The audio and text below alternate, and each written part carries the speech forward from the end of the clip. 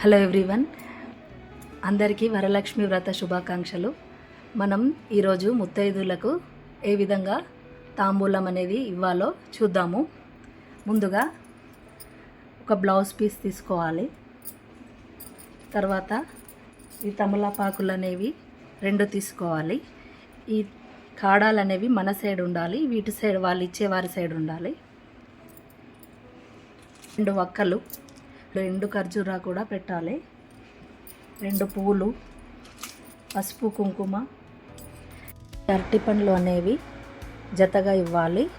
ఇవి మన సైడ్ ఉండాలి, ఇది ఇచ్చేవారి సైడ్ ఉండాలి. ఈ కర్చీఫ్ అనేది బార్డర్ నేనే వేశాను. ఈ విధంగా మనం ముత్తైదువులకు తాంబూలం అనేది ఇవ్వాలి. ఇచ్చేటప్పుడు ఇస్తినమ్మ వాయనం, పుచ్చుకుంటినమ్మ వాయనం, మీ ఇంటికి వచ్చింది ఎవరు, మహాలక్ష్మి అని తీసుకోవాలి. ఇలా నేను ఒక 5 ముత్తైదులకు వాయనం ఇచ్చాను.